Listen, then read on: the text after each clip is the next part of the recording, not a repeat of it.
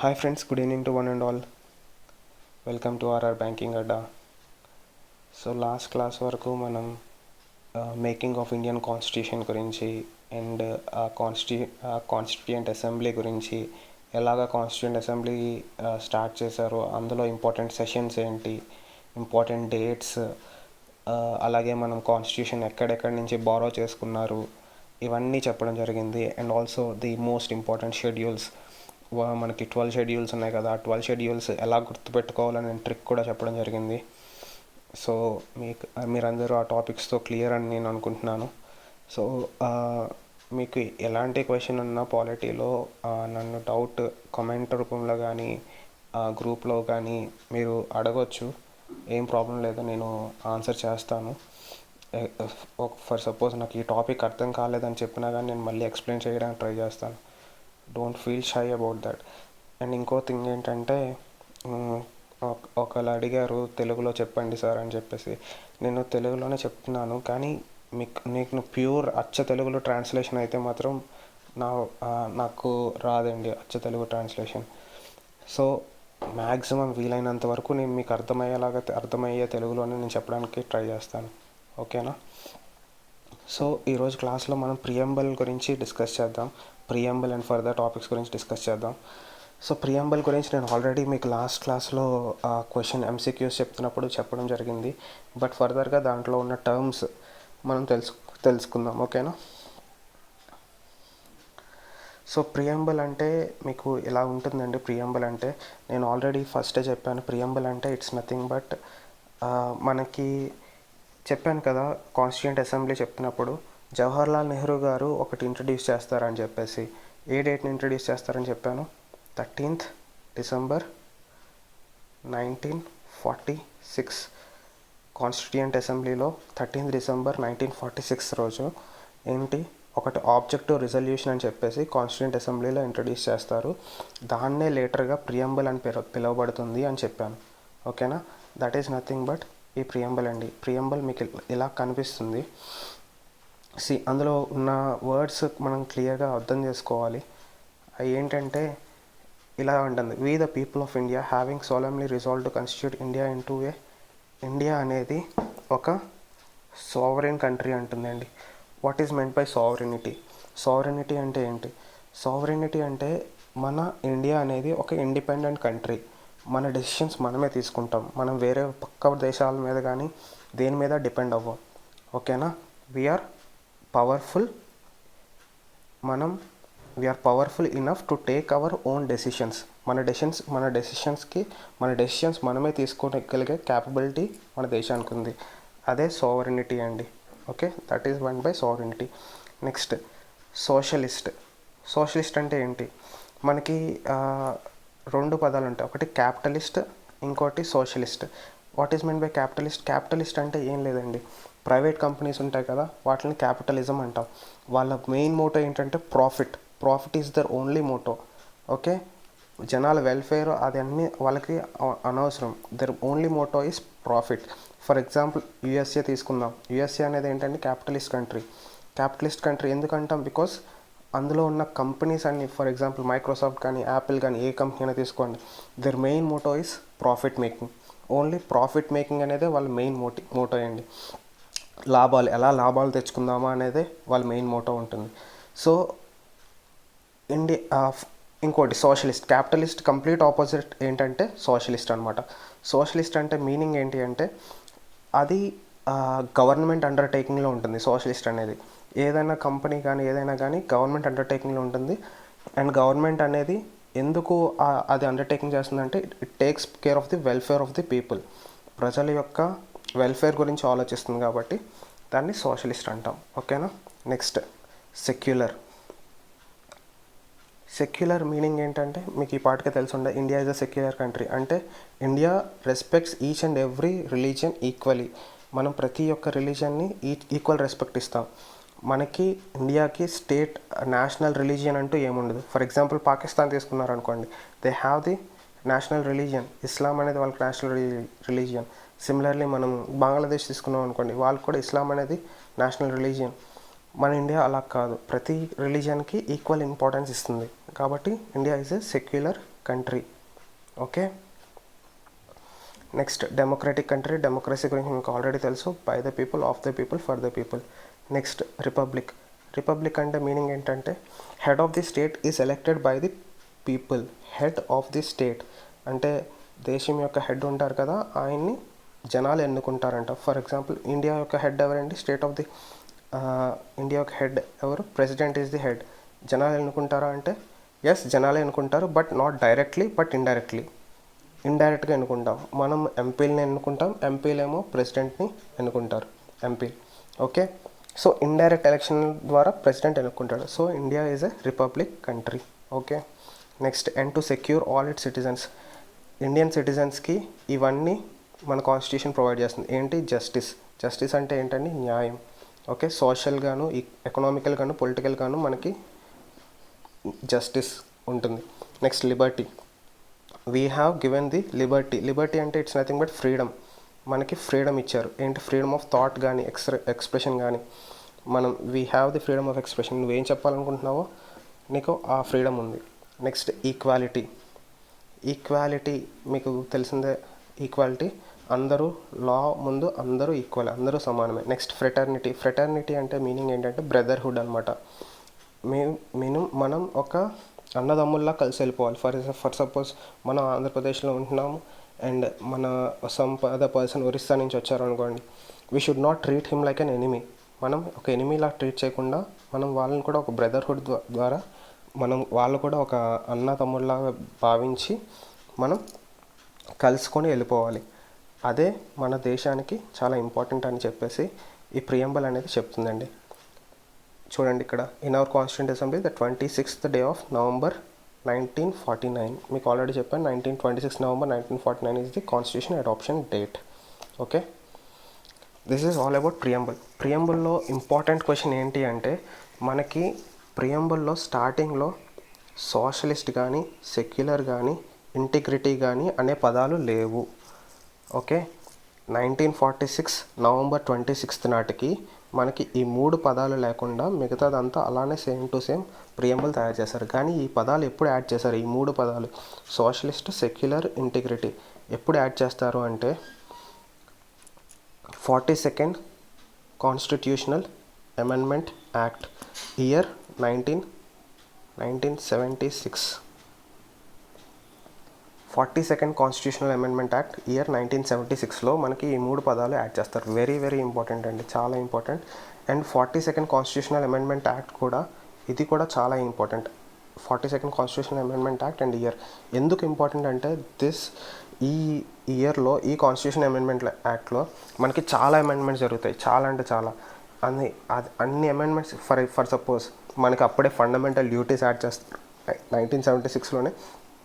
Under 42nd constitution amendment యాక్ట్లో మనకి fundamental duties add చేస్తారు. అలాగే మనకి అప్పటి వరకు లోక్సభ టర్మ్ 5 years ఉండేది. లోక్సభ కానీ మన అసెంబ్లీ టర్మ్ కానీ 5 years ఉండేది. ఆ 5 years నుంచి 6 yearsకి టర్మ్ ఇంక్రీజ్ చేస్తారు. అలానే ఇంకా చాలా చాలా ఉన్నాయండి. సో అందుకు గాను ఈ 42nd కాన్స్టిట్యూషన్ అమెండ్మెంట్ యాక్ట్ 1976ని మనం మినీ కాన్స్టిట్యూషన్ అని పిలుస్తాం. Mini constitution. చాలా అమెండ్మెంట్స్ చేశారు కాబట్టి 1976 అంటే అది ఇందిరాగాంధీ టైంలో పీరియడ్లో. సో అన్ని అమెండ్మెంట్స్ చేశారు కాబట్టి దాన్ని మనం మినీ కాన్స్టిట్యూషన్ అని పిలవడం జరుగుతుంది.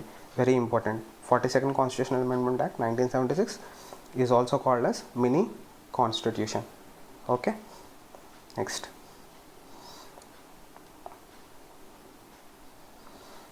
ఓకే, నేను ముందే ఆల్రెడీ చెప్పాను మీకు, మన 26 November నాటికి ఒక ప్రియంబల్ ఉంది. ఎన్ని పార్ట్స్ కింద డివైడ్ చేసామండి? 22 parts. అండ్ అలాగే ఎన్ని ఆర్టికల్స్? 395 ఆర్టికల్స్. సో ఈ 22 parts డివైడ్ చేశారని అన్నాను కదా. ఈ 22 partsలో ఫస్ట్ పార్ట్ గురించి మనం డిస్కస్ చేద్దాం. ఫస్ట్ పార్ట్లో మనకి ఎన్ని ఆర్టికల్స్ ఉంటాయంటే 1 to 4 ఆర్టికల్స్ ఉంటాయండి. ఆర్టికల్ నెంబర్ 1 నుంచి 4 part 1 కింద డివైడ్ చేస్తారు. Okay, article number 1 to 4 comes under part 1 of our Indian constitution. part 1 ఏం చెప్తుంది? యూనియన్ అండ్ ఇట్స్ టెరిటరీ గురించి మాట్లాడుతుందండి. Union and its territory, India and its territory అని సింపుల్గా చెప్పొచ్చు, మాట్లాడుతుంది. ఓకే, సో చూద్దాం ఆర్టికల్ నెంబర్ 1లో ఏముంటుందో చూద్దాం. Article number 1 says that India, that is Bharat, shall be union of states. Very important article number 1. ఏదైనా ఫస్ట్ అంటే మనకి చాలా ఇంపార్టెంట్ కదండి. So first article of India, first article of our Indian constitution starts with this article. ఏంటి? India that is Bharat shall be union of states. Okay, ఏంటి దీని అర్థం ఏంటంటే ఇండియా అనేది ఒక స్టేట్స్ యొక్క కలయిక అని చెప్పుకోవచ్చు. ఓకే, ఫర్ ఏ సపోజ్ నేను ముందే చెప్పాను కదండి, ఫ్యూచర్స్ ఆఫ్ ఇండియన్ కాన్స్టిట్యూషన్లో ఏమని చెప్పాను? India is India is a federal state with strong unitary bias అని చెప్పేసి మీకు చెప్పాను. ఫెడరల్ అంటే ఏంటి, యూనిటరీ అంటే ఏంటో కూడా చెప్పాను. ఫెడరలిజం అంటే ఫర్ సపోజ్ అమెరికా తీసుకుందాం ఒక ఎగ్జాంపుల్. మీకు ఈ ఎగ్జాంపుల్తో మీకు క్లియర్గా అర్థమవుతుంది. అమెరికా తీసుకుందాం, యుఎస్ఏ అనేది ఫెడరల్ కంట్రీ అంటాం. ఎందుకు ఫెడరల్ కంట్రీ అంటామంటే, ఫర్ సపోజ్ ఇండియా మీరు తీసుకుంటే ఫస్ట్ ఇండియా ఫామ్ అయ్యింది 1947లో. ఇండియా ఫామ్ అయింది, దాని తర్వాత మనకి స్టేట్స్ ఫామ్ అయ్యాయి, స్టేట్స్ డివైడ్ అయ్యాయి. ఓకే, అమెరికా అలా కాదండి, ఫస్ట్ స్టేట్స్ ఫామ్ అయినాయి. అమెరికాలో స్టేట్స్ ఫామ్ అయినాయి. స్టేట్స్ ఫామ్ అయ్యి అవన్నీ కలిసి ఒక కంట్రీ కింద, మనందరం ఒక కంట్రీ కింద ఉందామని చెప్పేసి యుఎస్ఏ అనే కంట్రీ కింద ఫామ్ అయింది. India is a different case, America is a different case. So ఇండియాకి అమెరికాకి తేడా ఏంటంటే, ఇండియా మొత్తానికి ఒకటే కాన్స్టిట్యూషన్ ఉంటుంది మనకి. ఇండియా మొత్తానికి అన్ని స్టేట్స్ ఒకే కాన్స్టిట్యూషన్ ఫాలో అవుతుంది. యుఎస్ఏ అలా కాదండి, each state has different constitution and the country as a whole, ఒక కంట్రీ కింద వాళ్ళకి ఇంకో కాన్స్టిట్యూషన్ ఉంటుంది. సో స్టేట్ కింద ఒక కాన్స్టిట్యూషన్ ఉంటుంది, కంట్రీ కింద, యుఎస్ఏ అనే కంట్రీ కింద. ఫర్ సపోజ్ అలాస్కా అనే స్టేట్ తీసుకుందాం అనుకోండి, అలాస్కాకి ఒక కాన్స్టిట్యూషన్ ఉంటుంది. అలాగే యుఎస్ఏ మొత్తానికి ఒక కాన్స్టిట్యూషన్ ఉంటుంది. సో ఇక్కడ ఏంటంటే మనకు ఫెడరలిజం అంటే స్టేట్స్కి ఎక్కువ పవర్స్ ఉంటాయి. యూనిటరీ బేస్ అంటే కంట్రీ, అక్కడ సెంట్రల్లో మనకి ఎక్కువ పవర్స్ ఉంటాయి. అది దాని మీనింగ్. అండ్ ఇంకోటి అర్థం చేసుకోవాల్సింది ఏంటంటే, మన కాన్స్టిట్యూషన్లో ఎక్కడ కూడా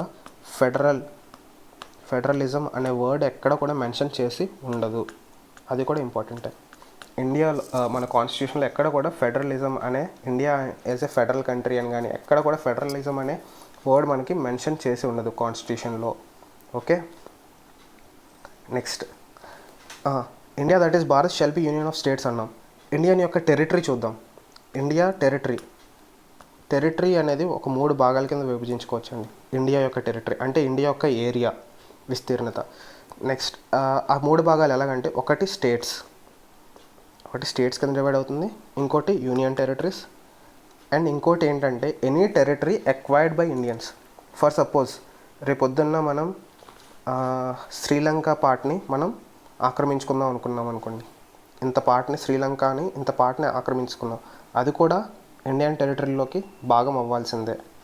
అదే చెప్తుంది థర్డ్ పాయింట్. ఒకటి స్టేట్స్, ఇంకోటి union territories, and the third one is any territory that can be acquired by India. Okay, next మనకి టెరిటరీలో ఇంకోటి ఇంపార్టెంట్ థింగ్ ఏంటంటే, ఎప్పుడైనా ఈ పదం విన్నారండి? ఈఈజెడ్ అంటే ఎక్స్క్లూజివ్లీ ఎకనామిక్ జోన్. ఈఈజెడ్ అంటే మీనింగ్ ఎక్స్క్లూజివ్లీ ఎకనామిక్ జోన్. ఏంటి ఈఈజెడ్? ఇంపార్టెంట్ అండి, మనకి బిట్ రూపంలో అడగొచ్చు. ఫర్ సపోజ్ ఇండియా ఇలాగ కంట్రీ తీసుకుంటే మనకి ఇక్కడ వాటర్ బాడీ ఉంది, ఇక్కడేమో అండమాన్ అండ్ నికోబార్ ఐలాండ్స్ ఉంటుంది. So Andaman and Nicobar islands నుంచి మనకి ఇక్కడ వాటర్ బాడీ ఉంది కదా, ఇక్కడ వాటర్ బాడీలో మనకి మినరల్స్ ఏమైనా ఎక్స్ప్లోర్ చేసుకోవాలి అంటే చేసుకోవచ్చా, చేసుకోకూడదా? చెప్పండి, చేసుకోకూడదా? సో అది ఒక మనకి కొంచెం డౌట్ఫుల్గా ఉంటుంది. సో ఆ డౌట్ని క్లియర్ చేయడానికి ఈ ఎక్స్క్లూజివ్ ఇంటర్నేషనల్ బాడీ ఏం చేసిందంటే ఎక్స్క్లూజివ్లీ ఎకనామిక్ జోన్ అనే ఒక కాన్సెప్ట్ని క్రియేట్ చేసింది. Under this concept, exclusively economic zone concept కింద ఏంటంటే, ఒక టెరిటరీ నుంచి 200 నాటికల్ మైల్స్ అంటే అప్రాక్సిమేట్గా 370 కిలోమీటర్స్ ఒక బేస్ లైన్ తీసుకుంటాం. మన ల్యాండ్ ఏరియా దగ్గర నుంచి ఒక బేస్ లైన్ తీసుకుంటాం. ఆ బేస్ లైన్ నుంచి ఒక 200 నాటికల్ మైల్స్ ఆర్ అదే కిలోమీటర్స్ కన్వర్ట్ చేసుకుంటే 370 కిలోమీటర్స్ వరకు మనం ఆ వాటర్ యొక్క టెరిటరీ మొత్తానికి మనకే పవర్ ఉంటుంది, అంటే మనకే సావరినిటీ ఉంటుంది. మనమే దాని మీద డెసిషన్ మేకింగ్ తీసుకోవచ్చు. అంటే అక్కడ మనం మినరల్స్ ఎక్స్ప్లోర్ చేసుకోవచ్చు, ఫిషింగ్ చేసుకోవచ్చు, ఏదైనా చేసుకోవచ్చు. ఓకే, ఆ 370 కిలోమీటర్స్ దాటిన తర్వాత మళ్ళీ మనం చేయలేం. అది దాని మీనింగ్. ఓకే, మనకి ఎగ్జామ్లో క్వశ్చన్ ఎలాగ అడగొచ్చు అంటే ఎక్స్క్లూజివ్ ఎకనామిక్ జోన్ మీద ఈ number important, 200 nautical miles and 370 kilometres number అనేది చాలా ఇంపార్టెంట్. Okay, next. అండ్ ఇంకొక విషయం అండి, ఇంపార్టెంట్ విషయం ఏంటంటే మనం ఇండియన్ కంట్రీలా తీసుకుంటాం కదా. Please excuse my drawing. But ఇక్కడ మనకి ఢిల్లీలో మనకి ఆల్మోస్ట్ మనకి ఇదంతా ఇదంతా ఇలా గీసాం, కానీ ఇదంతా ఇండియన్ టెరిటరీయా కాదా అంటే టెక్నికలీ కాదు. ఎందుకంటే ఫర్ సపోజ్ మనకి ఇక్కడ ఢిల్లీ ఉంటుంది. ఢిల్లీలో మనకి చాలా ఫారెన్ ఎంబసీస్ ఉంటాయండి. యుఎస్ ఎంబసీ కానీ, ఆస్ట్రేలియా ఎంబసీ కానీ, డిఫరెంట్ కంట్రీస్ ఎంబసీస్ ఉంటాయి. ఆ ఎంబసీస్ ఏవైతే ఉంటాయో అవన్నీ మన టెరిటరీ కింద రావు. It is exclusively territory of that particular country. ఢిల్లీలో యుఎస్ ఎంబసీ ఉంటే ఆ టెరిటరీ మొత్తం యుఎస్ఏకే అంకితం. ఇంకా ఓకే, ఆ ల్యాండ్ మొత్తం యుఎస్ఏకే అంకితం. అది ఇండియా కింద రాదు. సిమిలర్లీ అలాగే ఇండియన్ ఎంబసీ యుఎస్ఏలో ఉంటుంది కదా, అది మన టెరిటరీ కింద వస్తుంది. Okay, that can be accounted as our territory. అర్థమైంది అనుకుంటాను. Okay, next article number 2, second article కూడా ఇంపార్టెంట్ మనకి. సెకండ్ ఆర్టికల్ ఏం చెప్తుందంటే admission are establishment of new states. So దీని అర్థం ఏంటంటే మనం కొన్ని స్టేట్స్ని ఎక్వైర్ చేయొచ్చు. ఎలాగా చెప్తాను. ఫర్ సపోజ్ పుడిచేరి తీసుకుందాం. పుడిచేరి కానీ, అలాగే union territory Dadra and Nagar Haveli ఉంది కదా, దాద్రా అండ్ నాగర్ హవేలీ కానీ, అలాగే అండమాన్ అండ్ నికోబార్ ఐలాండ్స్ కానీ, ఈ మూడు కూడా ఎవరి టెరిటరీ అంటే ఫ్రెంచ్ వాళ్ళ టెరిటరీస్ అండి. ఈ మూడు కూడా ఫ్రెంచ్ వాళ్ళ టెరిటరీస్. మనకి 1947కి ఇవేవి కూడా మన ఇండియా అండర్లో లేవు. అప్పటికి కూడా ఫ్రెంచ్ టెరిటరీస్. ఈ ఫ్రెంచ్ టెరిటరీస్ నుంచి ఇండియా ఎప్పుడు తీసుకున్నది అంటే 1954లో మన ఇండియన్స్ ఈ మూడు టెరిటరీస్ని ఫ్రెంచ్ వాళ్ళ దగ్గర నుంచి తీసేసుకుంటుంది. Okay, either by treaty or by war. ఒక యుద్ధం కానీ, ఇది ట్రీటీ ద్వారా తీసుకున్నది కానీ వార్ ద్వారా ఏం తీసుకోలేదు. We have acquired these French colonies or territories in 1954లో. Okay, so India can establish or admission new states. ఈ మూడు కూడా మనం తీసుకున్నాం, ఎక్వైర్ చేసుకున్నాం. ఇంకొకటి మనకి ఈ మూడు టెరిటరీస్ చాలా important. For suppose Dadra and Nagar Haveli is a colony of Portuguese, French, Dutch. అలాగా మనకి ఆప్షన్స్ ఇవ్వచ్చు. ఫ్రెంచ్ అని తెలుసుకోవాలండి. ఓకే,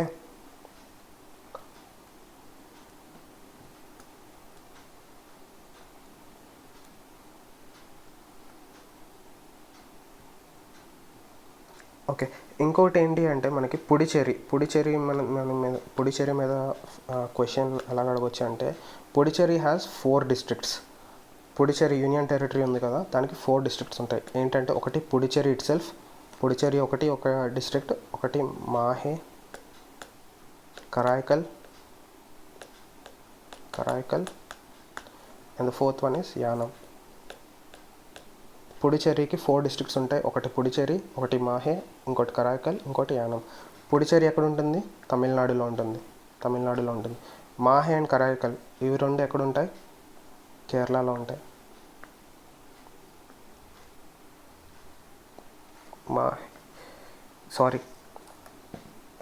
పుడిచేరి, కరైకల్ మనకి తమిళనాడులో ఉంటుంది. మాహే అనేది కేరళలో ఉంటుంది. యానాం అనేది ఆంధ్రప్రదేశ్లో ఉంటుంది. ఇది మనకి చాలా ఇంపార్టెంట్ అండి. Okay, so Karaikal and Puducherry are present in Tamil Nadu. Mahe కేరళలో ఉంటుంది. యానాం అనేది ఆంధ్రప్రదేశ్లో ఉంటుంది. ఇది ఒక్క యూనియన్ టెరిటరీ డిఫరెంట్ స్టేట్స్లో స్ప్రెడ్ అయి ఉంటుంది. సో గుర్తుంచుకోవాల్సిన విషయం.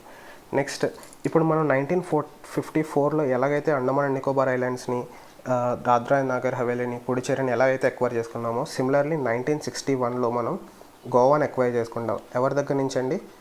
గోవాని మనం గోవా అనేది 1961 వరకు పోర్చుగీస్ వారి టెరిటరీ అండి. 1961లో పోర్చుగీస్ నుంచి మన ఇండియన్స్ ఎక్వైర్ తీసేసుకుంటారు. నెక్స్ట్ సిమిలర్లీ అలాగే 1975లో సిక్కింని ఎక్వైర్ చేసుకుంటాం. సిక్కింని ఎలా ఎక్వైర్ చేసుకుంటామంటే సిక్కింని అప్పుడు చోగ్యాల్ డైనాసిటీ, CHOGYAL చోగ్యాల్ అనే డైనాసిటీ అనే రాజ్యం పాలించింది సిక్కింని అప్పటి వరకు. 1975 వరకు వాళ్ళ దగ్గర నుంచి మనం సిక్కింని ఆక్రమించేసుకుంటాం. 1975 ఈ 1975లో మనం ఇది 36th కాన్స్టిట్యూషనల్ అమెండ్మెంట్ యాక్ట్ 1975 కింద మనం సిక్కింని ఎక్వైర్ చేసుకుంటాం. Sikkim will be the 22nd state of India. 1975లో 22nd state will be the Sikkim state. Okay, so under article ఇప్పుడు మీకు ఆర్టికల్ 2 అంటే ఏంటో అర్థమైంది. ఏదైనా మన టెరిటరీని ఎక్వైర్ చేసుకుంటే, ఏదైనా మనం స్టేట్ని కానీ యూనియన్ టెరిటరీ కానీ ఎక్వైర్ చేసుకుంటే ఎలా ఎక్వైర్ చేసుకుంటాం అనేది ఆర్టికల్ నెంబర్ 2లో మనకి ఉంటుందన్నమాట. నెక్స్ట్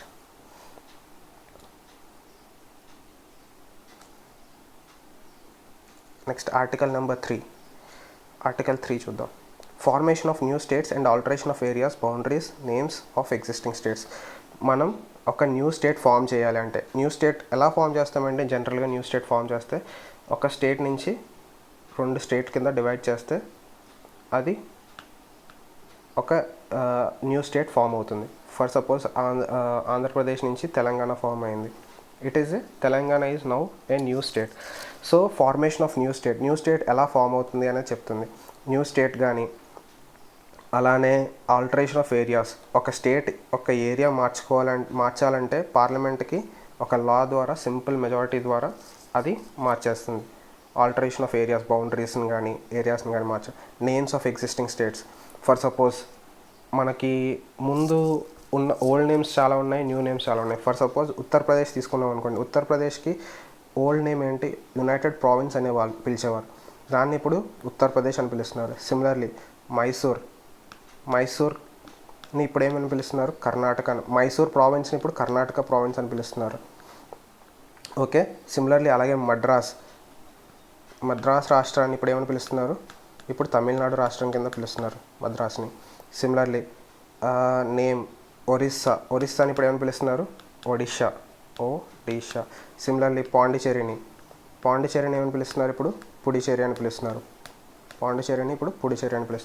సో ఏమని చెప్తుందంటే ఈ ఆర్టికల్లో మనం ఒక న్యూ స్టేట్ని ఫామ్ చేసుకోవచ్చు, ఆ స్టేట్ యొక్క బౌండరీస్ని మార్చవచ్చు, అలాగే ఆ స్టేట్ యొక్క నేమ్స్ని కూడా మార్చవచ్చు అని చెప్పేసి చెప్తుందన్నమాట. ఓకే, ఇలానే మనకి చాలా స్టేట్స్ ఫామ్ అయినాయి కదా. ఫర్ సపోజ్ ఇండిపెండెన్స్కి మనకి 10 ప్రావిన్సెస్ ఉన్నాయి. ఇండిపెండెన్స్కి తర్వాత మనకి అలా స్టేట్స్ యాడ్ అయ్యి ఇప్పుడు మనకి 28 స్టేట్స్ అయినాయి. ఫర్ సపోజ్ 1947 తర్వాత న్యూ స్టేట్స్ డిమాండ్స్ చాలా పెరుగుతుందండి.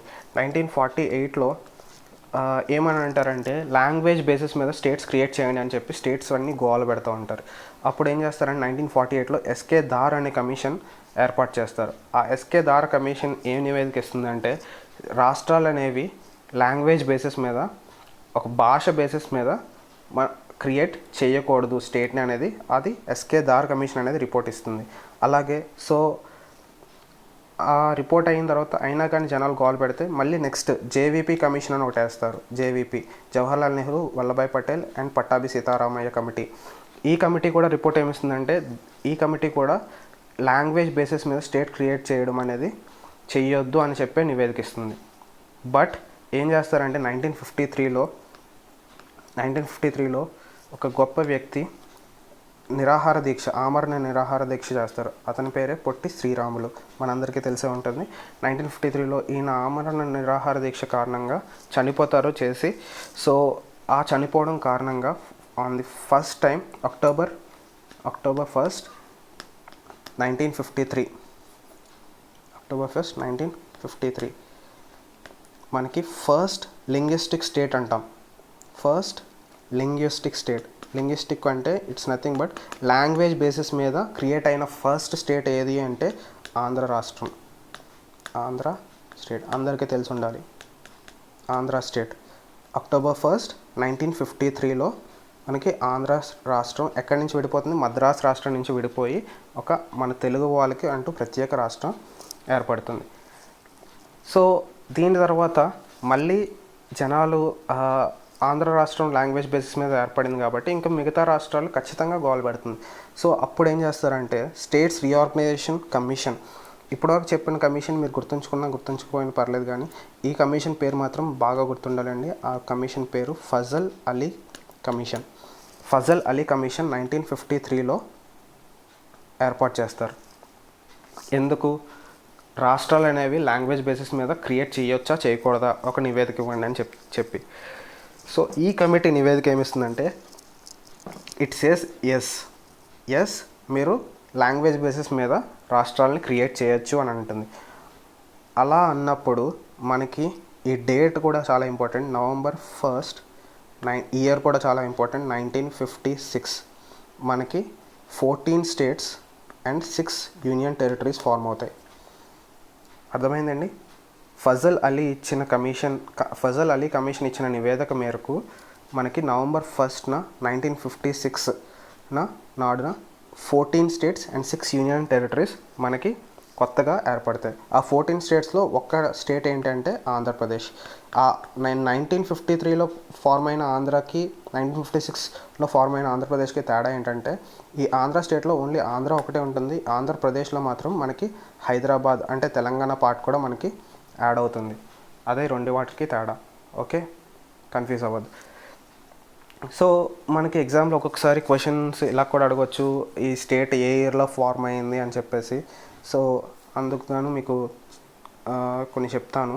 1960లో మనకి మహారాష్ట్ర అండ్ గుజరాత్ ఫామ్ అవుతాయి 1960లో. అలాగే 1963లో మనకి అస్సాం నుంచి నాగాల్యాండ్ని విడదీసి నాగాల్యాండ్ అనే కొత్త స్టేట్ని ఫామ్ చేస్తారు. అస్సాం నుంచి నాగాల్యాండ్ విడదీసేస్తారు. సో నాగాల్యాండ్ అనేది కొత్త స్టేట్ 1963లో ఫామ్ అవుతుంది. అలాగే 1966లో పంజాబ్ నుంచి హర్యానాను విడదీసి హర్యానా అండ్ చండీగఢ్ అనే యూనియన్ టెరిటరీ ఫామ్ అవుతుంది. హర్యానా అనే స్టేట్ ఫామ్ అవుతుంది 1966లో. సిమిలర్లీ 1971లో హిమాచల్ ప్రదేశ్ ఫామ్ అవుతుంది. ఎక్కడి నుంచి? పంజాబ్ నుంచి విడదీసి హిమాచల్ ప్రదేశ్ అనే స్టేట్ ఫామ్ అవుతుంది. సో మీకు ఇవన్నీ గుర్తుంచుకోవడం కొంచెం కష్టంగానే ఉంటుంది, బట్ కొన్ని స్టేట్స్ మాత్రం కంపల్సరీ గుర్తుంచుకోవాలి. అవి ఏంటంటే ఒకటి 1972లో ఫార్మ్ అయిన స్టేట్స్ ఏంటంటే మేఘాలయ, మణిపూర్ అండ్ త్రిపుర. ఇది కొంచెం ఇంపార్టెంట్. ఇదైతే ద మోస్ట్ ఇంపార్టెంట్. 1975లో ఫార్మ్ అయిన స్టేట్ ఇందాకే మీకు చెప్పాను కూడా ఆల్రెడీ. ఏంటది? Sikkim most important. నెక్స్ట్ 1987లో ఫార్మ్ అయిన స్టేట్స్ ఏంటంటే అరుణాచల్ ప్రదేశ్, మిజోరం అండ్ గోవా. అదేంటి సార్ గోవా ఇందాక మీరు రాశారు 1961లో రాశారు, మళ్ళీ ఇప్పుడు 1987లో స్టేట్ కింద రాస్తున్నారు ఏంటి అంటే 1961లో మనం పుడిచేరి నుంచి పోర్చుగీస్ నుంచి మనం గోవాని ఎక్వైర్ చేసుకున్నాం. అప్పటి నుంచి అది యూనియన్ టెరిటరీగానే ఉంది, కానీ స్టేట్ కింద ఎప్పుడు మారింది? 1987లోనే మారింది. అండ్ ఇంకోటి ఇంపార్టెంట్ క్వశ్చన్ ఏమని అడుగుతారంటే 1961లో మనం గోవా పోర్చుగీస్ నుంచి ఎక్వైర్ చేసుకున్నాం కదా, దాని ఆపరేషన్ పేరు ఏంటని అడుగుతారు. ఆపరేషన్ విజయ్తో మనం ఏం చేసామంటే పోర్చుగీస్ వాళ్ళ మీద యుద్ధానికి వెళ్ళి ఆ ఆపరేషన్లో గోవా పార్ట్ని మనం ఎక్వైర్ చేసుకుంటాం.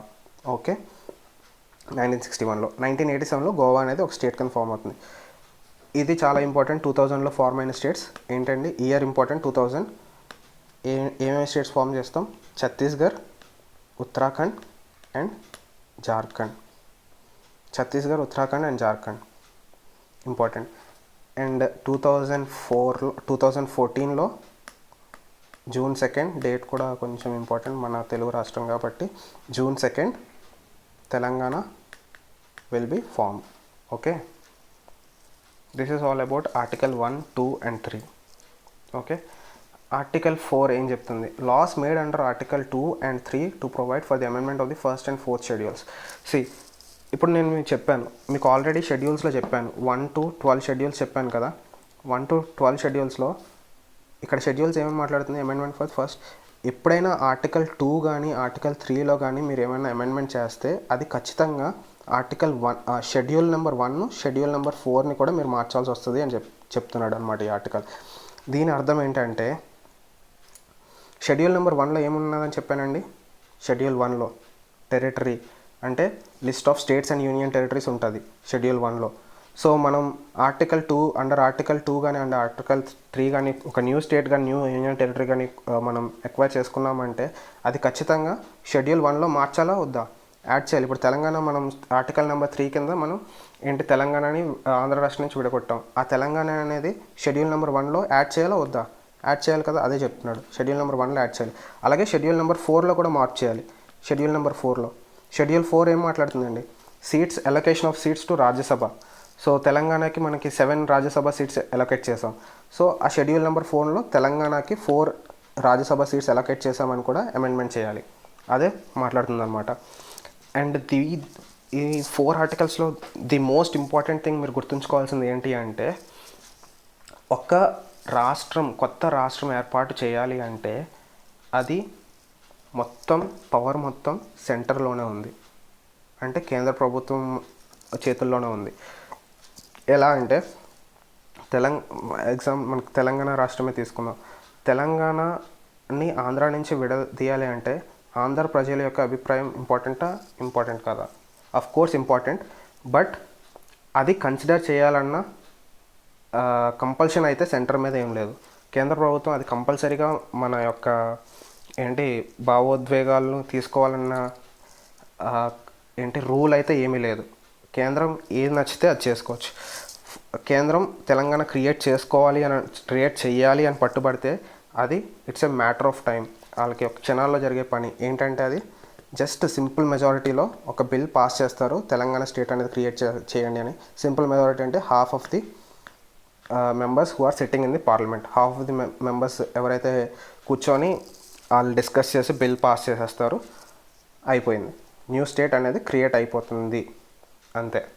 జస్ట్ వాళ్ళు అభిప్రాయానికి ఆ బిల్ని మన స్టేట్ అసెంబ్లీకి పంపిస్తారు, కానీ స్టేట్ అసెంబ్లీ యొక్క అభిప్రాయం వాళ్ళు పట్టించుకోకపోవచ్చు, అది వాళ్ళ ఇష్టం. ఓకే.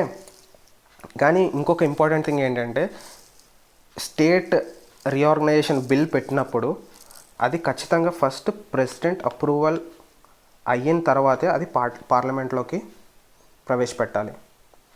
అర్థమైందా? స్టేట్ రీఆర్గనైజేషన్ బిల్ అనేది ఎప్పుడైనా మనం పార్లమెంట్లో చర్చిస్తున్నాము అంటే దానికి ప్రయర్ ప్రెసిడెంట్ అప్రూవల్ ఉంటేనే కానీ అది మనం చర్చించలేము.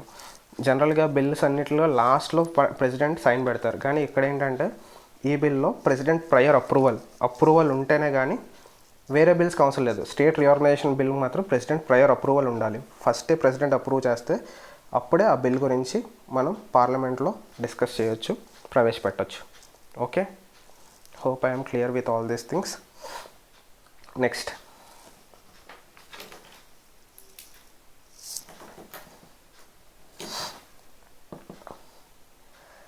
ఏంటంటే పార్ట్ 2. మనం పార్ట్ 1లో ఆర్టికల్స్ 1 to 4 డిస్కస్ చేస్తాము. పార్ట్ 2 సిటిజన్షిప్ గురించి మాట్లాడుతుందండి. సిటిజన్షిప్ ఈజ్ నథింగ్ బట్ పౌరసత్వం అంటాం, తెలుగులో పౌరసత్వం అంటాం. సిటిజన్షిప్ అనేది పార్ట్ 2లో ఏమేమి ఆర్టికల్స్ ఉంటాయంటే ఆర్టికల్ 5 నుంచి ఆర్టికల్ 11 పార్ట్ 2 అనేది డిస్కస్ చేస్తుంది. Part 2 is nothing but citizenship, పౌరసత్వం గురించి డిస్కస్ చేస్తుంది. మన ఇండియన్ సిటిజన్షిప్ కావాలి అంటే ఎలాగా, పోవాలి అంటే ఎలా పోతుంది అనేది పార్ట్ 2 మొత్తం డిస్కస్ చేస్తుందండి. ఇందులో ది మోస్ట్ ఇంపార్టెంట్ ఆర్టికల్స్ నేను చెప్పేస్తాను. ఆర్టికల్ 5, 6, 7, 8 అంత అవసరం లేదు, కానీ ఆర్టికల్ 9 కొంచెం చాలా ఇంపార్టెంట్. ఆర్టికల్ 9 ఏం చెప్తుందంటే, persons voluntarily acquiring citizenship of A foreign state not to be Indian citizens. అంటే ఫర్ సపోజ్ ఒక ఇండియన్ ఉన్నారు, ఫర్ సపోజ్ సమ్ సెలబ్రిటీ తీసుకుందాం. ఆ ఎక్స్ అనే సెలబ్రిటీ సరే యూఎస్ఏ నాకు సిటిజన్షిప్ ఇస్తుంది కదా అని చెప్పేసి యూఎస్ సిటిజన్షిప్ తీసేసుకున్నాడు అనుకోండి, ఇమ్మీడియట్గా the next second Indian citizenship will be cancelled. అంటే నువ్వు ఉండాలనుకుంటే నువ్వు ఇండియన్గానే ఉండగలవు, అంతేగాని నువ్వు ఇండియన్ గాను ఫ్రెంచ్ గాను 2 దేశాల పౌరసత్వం నువ్వు కలిగి ఉండలేవు. Or India and some other country, ఏ కంట్రీ అయినా నువ్వు పౌరసత్వం కలిగి ఉండలేవు అనేది ఆర్టికల్ 9 చెప్తుంది. నెక్స్ట్ ఆర్టికల్ 11 కూడా ఇంపార్టెంట్ అండి. ఆర్టికల్ 11 ఏం చెప్తుందంటే parliament has the complete power, పార్లమెంట్కి పూర్తి అధికారం ఉంది దేని మీద, పౌరసత్వం మీద. పౌరసత్వం ఎలా కల్పించాలో, ఎలాగ తొలగించాలో ఏదైనా కానీ యాక్ట్స్ అనేది పార్లమెంటే చేయొచ్చు అని చెప్పేసి ఆర్టికల్ నెంబర్ 11 చెప్తుంది. అండర్ ఆర్టికల్ 11 కున్న పవర్స్ కారణంగానే మనకి సిటిజన్షిప్ యాక్ట్ అనేది 1955లో మనకి ఇంట్రడ్యూస్ చేస్తారు. Citizenship act 1955, the citizenship act 1955. ఈ సిటిజన్షిప్ యాక్ట్ ఏం చెప్తుంది అంటే మనం పౌరసత్వం 5 విధాలుగా మనం కలగొచ్చు. ఇండియన్ సిటిజన్ కింద 5 వేస్లో నువ్వు ఇండియన్ సిటిజన్షిప్ ఎక్వైర్ చేయొచ్చు.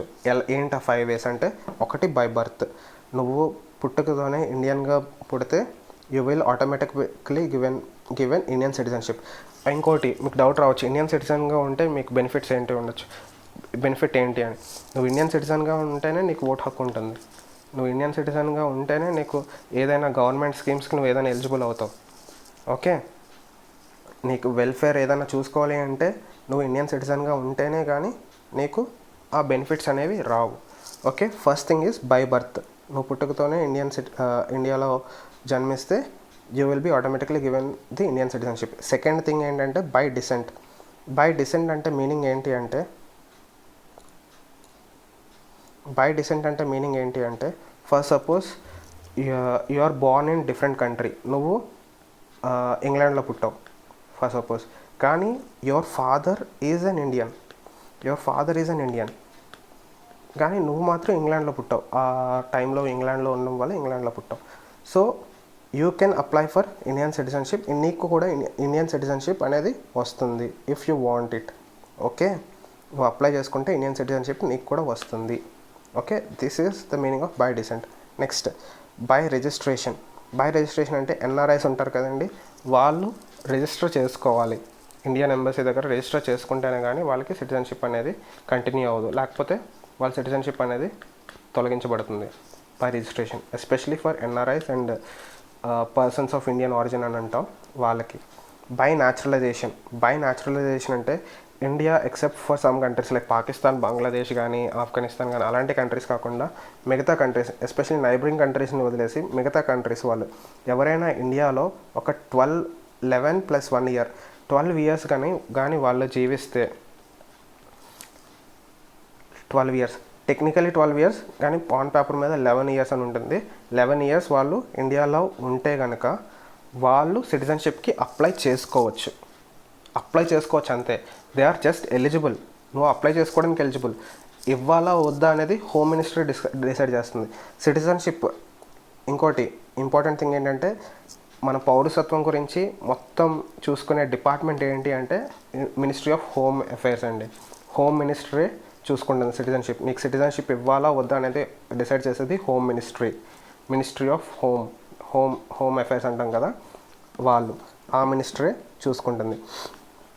సో 11 years తర్వాత నువ్వు అప్లై చేస్తే, నువ్వు ఒకవేళ నీ మీద ఏమి కేసెస్ లేకుండా నువ్వు ఒక లాంగ్వేజ్, ఇండియన్ లాంగ్వేజ్లో ఏదో ఒక 22 షెడ్యూల్ లాంగ్వేజ్ ఉన్నాయి కదా, ఆ లాంగ్వేజ్లో నువ్వు ఏదో ఒక మంచి గ్రిప్ ఉన్నా కానీ, సో అప్పుడు కన్సిడర్ చేసి ఇండియా యొక్క సిటిజన్షిప్ నీకు ఇస్తారనమాట. ఓకే, అర్థమైంది అనుకుంటాను. బై న్యాచురలైజేషన్, అది by naturalisation.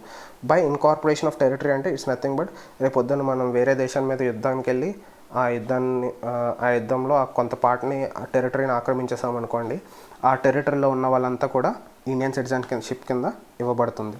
Okay, that is the meaning. So ఎన్ని విధాలుగా మనం ఇండియన్ సిటిజన్షిప్ ఎక్వైర్ చేయొచ్చు అంటే 5 ways. సో ఎక్వైర్ చేయడానికి 5 ways ఉన్నప్పుడు ఎన్ని విధాలుగా తొలగించబడుతుంది అనేది కూడా వేస్ ఉంటాయి కదా, ఆ వేస్ ఏంటో చూద్దాం.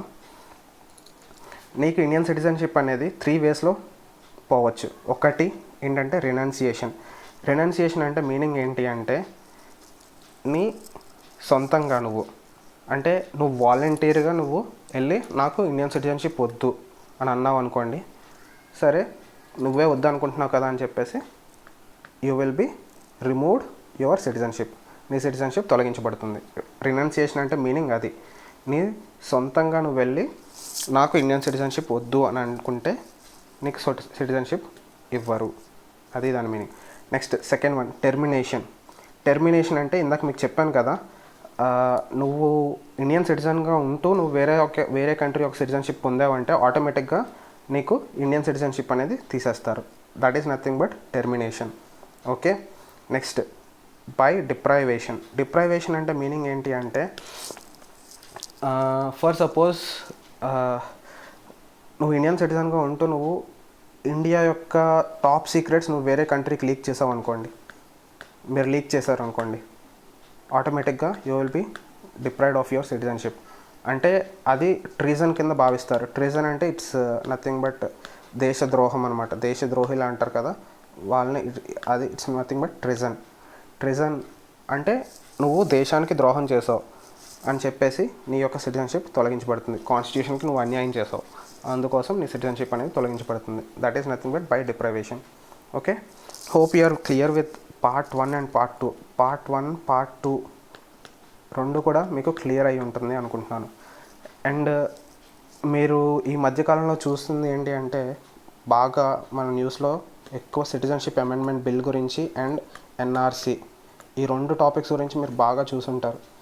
గొడవలు అవుతున్నాయి దేశంలో, చాలా అల్లర్లు జరుగుతున్నాయి. సో ఈ సిటిజన్షిప్ అమెండ్మెంట్ బిల్ ఏంటో నేను షార్ట్గా చెప్తాను. సిటిజన్షిప్ అమెండ్మెంట్ బిల్ ఏంటో. సో సిటిజన్షిప్ అమెండ్మెంట్ బిల్ అంటే, ఇందాక మీకు బై న్యాచురలైజేషన్లో మీకు ఒక పాయింట్ చెప్పాను. ఏం చెప్పాను? ఎవరైనా వేరే కంట్రీ వాళ్ళు ఇండియాకి వచ్చి ఒక 11 years వాళ్ళ కండక్ట్ అంతా వాళ్ళ పద్ధతి అంతా బాగుంటే ఇండియన్స్ వాళ్ళకి ఇండియన్ సిటిజన్షిప్ ఇచ్చే ఛాన్సెస్ ఉంది అని చెప్పేసి మనం మాట్లాడుకున్నాం. సో ఈ సిటిజన్షిప్ అమెండ్మెంట్ బిల్ 2019 ఏం చెప్తుంది అంటే, 6 రిలీజియన్స్ తీసుకుంటారు. 6 రిలీజియన్స్ ఏంటేంటి అంటే, హిందువులు, Christians, Parsis, Buddhist, Jain and Sikh. ఈ 6 రిలీజియన్స్ వాళ్ళు, ఫర్ సపోజ్ ఈ 6 రిలీజియన్స్ వాళ్ళు 3 కంట్రీస్, ఏంటంటే ఆ 3 కంట్రీస్ అంటే పాకిస్తాన్, బంగ్లాదేశ్, ఆఫ్ఘనిస్తాన్. ఈ 6 లాంగ్వేజెస్ అండ్ ఈ 3 కంట్రీస్ ఈ గుర్తుంచుకోవాలండి, చాలా important.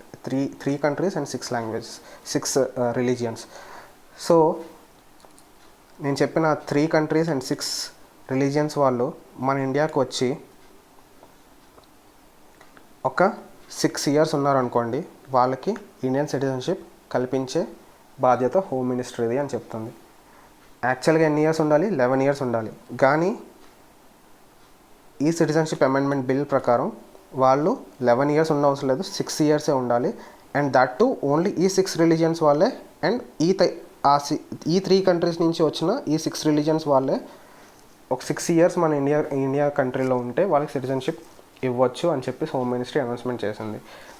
That is creating more trouble. ఎందుకు అంటే, వై ఆర్గ్యుమెంట్ చేసే వాళ్ళు ఏం ఆర్గ్యుమెంట్ చేస్తున్నారంటే, వై ఓన్లీ దోస్ 3 కంట్రీస్, ఎందుకు ఆ 3 కంట్రీసే. అండ్ మోస్ట్ ఇంపార్టెంట్ ఆర్గ్యుమెంట్ ఏంటంటే, ఎందుకు ముస్లింలని ఎందుకు వదిలేశారు? Why on religion basis? మీరు ఇండియా అనేది సెక్యులర్ కంట్రీ అని చెప్తారు, ఎందుకు ముస్లిమ్స్కి అన్యాయం చేస్తున్నారు ఇక్కడ? ఈ విషయంలో రిలీజియన్ బేసిస్ మీద ఎందుకు సిటిజన్షిప్ ఇస్తున్నారు అనేది ఆర్గ్యుమెంట్ చేసే వాళ్ళ క్వశ్చన్ అనమాట. ఓకే. సో ఓకే, టైం అవుతుంది. మనం లాస్ట్ క్లాస్లో డిస్కస్ చేసిన టాపిక్స్ మీద ఒక ఫ్యూ MCQs తీసుకుందాం. ఓకే, చూడండి. Which of the following exercise the most profound influence in framing the Indian constitution? So Indian constitution అనేది నేను ఏం చెప్పానంటే, we have borrowed Indian constitution from different countries నుంచి డిఫరెంట్ పార్ట్స్ మనం తీసుకున్నామని చెప్పాను. సో ఎక్కువగా ఏ కంట్రీ నుంచి ఆర్ ఏ పార్ట్ నుంచి మనం బారో చేసుకున్నాం అని క్వశ్చన్ అడుగుతుంది. Okay. So the answer is the government of India act 1935. ఎందుకు ఇది ఆన్సర్ అయిందంటే, మనం చాలా కాన్సెప్ట్స్ని గవర్నమెంట్ ఆఫ్ ఇండియా యాక్ట్ 1935 నుంచే బారో చేసుకున్నామండి కాన్స్టిట్యూషన్. ఓకే. మన కాన్స్టిట్యూషన్లో ఇప్పుడు ఉన్న ప్రజెంట్ 448 ఆర్టికల్స్లో ది మోస్ట్ పార్ట్ ఏంటంటే గవర్నమెంట్ ఆఫ్ ఇండియా యాక్ట్ 1935 నుంచే బారో చేసుకున్నవే, చాలా ఎక్కువ బారో చేసుకున్నావు.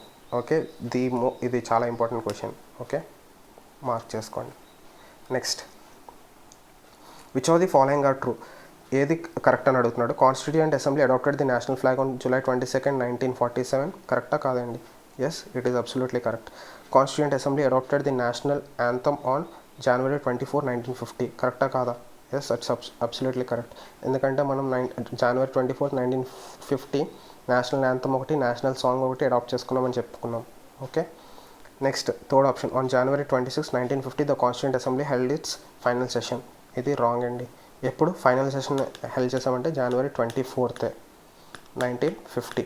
January 24, 1950 we held our last session. మొత్తం కాన్స్టిట్యూయెంట్ అసెంబ్లీలో 11 సెషన్స్ జరిగాయి అన్నాం. ఆ లాస్ట్ సెషన్ ఎప్పుడు? January 24, 1950. That was the last meeting that they constituent assembly held అనమాట. సో ఆన్సర్ ఏమవ్వాలి? ఆప్షన్ నెంబర్ 1, 2 ఒకటే right. So option A is the right answer. Okay, next, the idea of concurrent list in the Indian constitution is taken from the constitution of. Concurrent list అనేది ఎక్కడి నుంచి borrow చేసుకున్నారు అని అడుగుతుంది. Concurrent list చెప్పండి answer.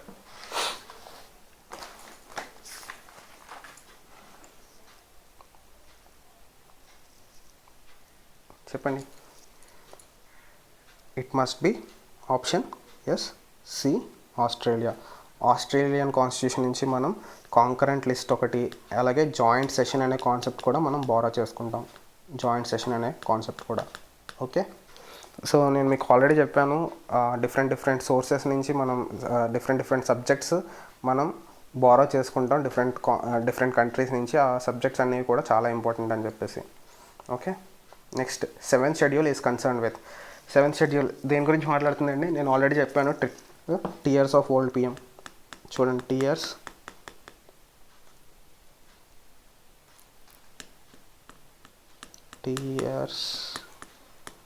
Of old PM. ఇక్కడ ఏం అడుగుతున్నాడు? 7th షెడ్యూల్ అడుగుతున్నాడు. సో 1, 2, 3, 4, 5, 6. 1, 2, 3, 4, 5, 6, 7. 7th షెడ్యూల్ ఏం చెప్తుంది? ఎఫ్ అంటే ఏంటి? It's nothing but federal list అన్నాను. ఫెడరల్ లిస్ట్ అంటే సబ్జెక్ట్స్ గురించి మాట్లాడుతుంది. Union list, state list and concurrent list subjects గురించి మాట్లాడుతుంది. So what is 7th schedule is concern with? లాంగ్వేజెసా? కాదు. జ్యుడిషియల్ ఏరియాస్ ఆఫ్ ది స్టేట్సా? కాదు. పంచాయతీరాజా? కాదు. పంచాయతీరాజ్ ఇది మనకి 11th షెడ్యూల్ అవ్వాలి. లాంగ్వేజెస్ అంటే అఫీషియల్ లాంగ్వేజ్ 8th షెడ్యూల్ అవ్వాలి. ఇది కూడా కాదు. Partition of powers between centre and states is the right answer. ఎందుకంటే అదే మనకి చెప్పాను కదా already, union list, state list, concurrent list. Union list మీద ఉన్న సబ్జెక్ట్స్లో ఉన్న అన్ని సెంటర్ డీల్ చేస్తుంది, స్టేట్ లిస్ట్లో ఉన్న సబ్జెక్ట్స్ అన్ని స్టేట్ డీల్ చేస్తుంది అని చెప్పేసి. It is nothing but partition of powers. Partition అంటే పవర్స్ అనేది డివైడ్ చేయడం అనేది దీని అర్థం. Okay, how many articles were there originally in constitution of India? ఒరిజినల్గా ఎన్ని ఆర్టికల్స్ ఉన్నాయని చెప్పానండి? ఒక ప్రియంబుల్, 395 ఆర్టికల్స్, 22 పార్ట్స్ అండ్ ఒరిజినల్గా 8 షెడ్యూల్స్. అంటే it must be answer 395. Next, which article of the constitution empowers the parliament to form a new state by altering the boundaries of existing states? ఏం చెప్తుంది? By altering the boundaries of an existing state. ఏ article చెప్తుందండి? ఇందాకే చూసాం article number. మనం ఒక new state form చేయాలి అంటే ఆర్టికల్ నెంబర్ 3 చెప్తుంది. ఆర్టికల్ నెంబర్ 2 ఏం చెప్తుందంటే establishment or acquiring a new state. Article 3 ఏం చెప్తుంది అంటే మనం న్యూ స్టేట్ ఫామ్ చేయాలి అంటే ఎలాగా అనేది ఆర్టికల్ నెంబర్ 3 చెప్తుంది. ఆర్టికల్ 2 ఏం చెప్తుందంటే ఒక స్టేట్ని ఎక్వైర్ చేయడం అంటే వేరే వాళ్ళు పాలిస్తున్న దాన్ని మనం తీసుకుంటే అది ఆర్టికల్ నెంబర్ 2 మాట్లాడుతుంది. Article number 3 formation of new state గురించి మాట్లాడుతుంది. Okay, next, the constitution declares India to be a sovereign secular. Preamble గురించి మాట్లాడుతుందండి. The words socialist and secular were added to the definition in a year. ఎప్పుడు ఈ 2 వర్డ్స్ని add చేశారో అని చెప్తుంది. నేను ఆల్రెడీ చెప్పాను, 42nd constitution amendment act, year వచ్చేసి 1976. Okay, 42nd constitution amendment act, year 1976. So 1976 the right answer. Okay, so that is the end of the class అండి. So మీకు ఏమైనా డౌట్స్ ఉంటే మళ్ళీ చెప్తున్నాను, కామెంట్ రూపంలో కానీ ఆర్ గ్రూప్లో కానీ మీరు కమెంట్ చేస్తే నేను డెఫినెట్గా దానికి ఆన్సర్ చేస్తాను. మీకు ఇందులో ఏది డిఫికల్ట్గా ఉన్నదో కొంచెం నాకు తెలియజేస్తే నేను ఆ టాపిక్ మీద ఎక్కువ కాన్సన్ట్రేట్ చేయడానికి ట్రై చేస్తాను. ఓకే, హోప్ హోప్ మీరందరూ అర్థమైంది అనుకుంటాను class. Okay, thank you, bye, take care.